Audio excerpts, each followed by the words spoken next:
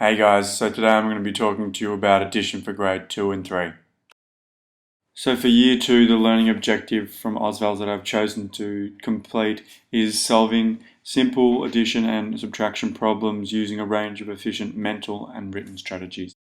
Prior knowledge and skills with basic facts is required for addition, also an understanding of place values of ones, tens and hundreds. Joining and renaming numbers through hands-on experience is also required. By knowing the basic facts by automatic recall, it will enable students to focus on the steps required to answer algorithms. Joining and renaming with hands-on experience will enable the understanding of place value to be cemented. Alright, so I have 4 learning activities. The first one is the introductory warm-up activity. Second one will be the explicit teaching activity.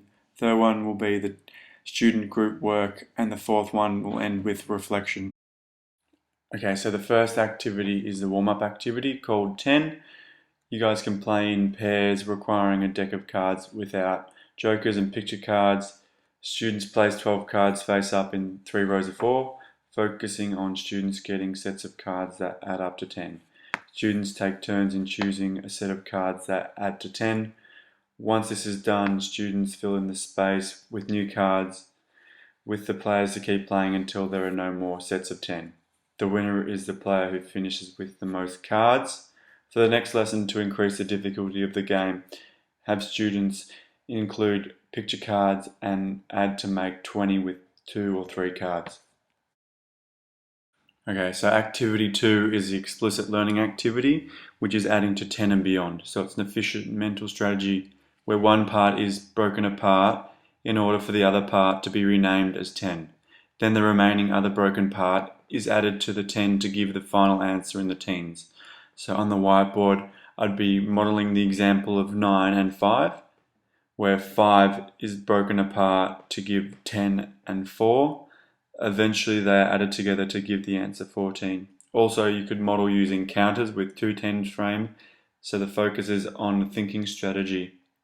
Okay, so 2 questions you could ask for the explicit learning activity are, why does the answer stay the same when you change the order of the nines part? And you hope that students could say that they've got the commutative properties. Another question you could ask is, what's the most efficient way to add to 10? And the answer you'd be looking for is that you should add from the highest number.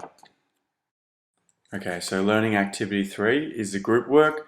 So to cater for variability in the students' abilities, you're going to have 3 different learning activities.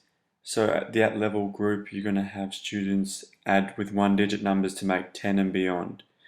To help with this, you're going to get them to use hands-on materials to demonstrate their thinking strategies, initially starting with 9's facts, and gradually as they build up their understanding, moving on to 8's and 7's facts.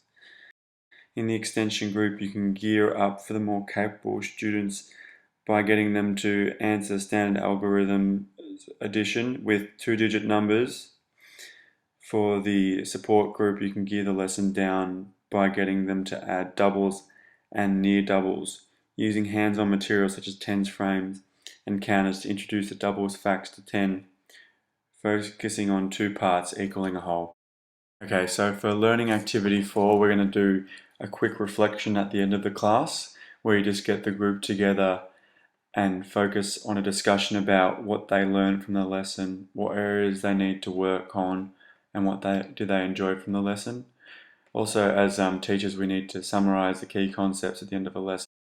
Okay, so the possible misconceptions are students have difficulty with renaming, especially in the teens. Misconceptions with 0, confusion with algorithms due to an inability to use place value, errors around basic facts, operations and recordings, difficulties there. So what's key is to have a strong foundation and continually revising place value and basic facts, and regrouping required before and during teaching of the algorithms to minimize errors.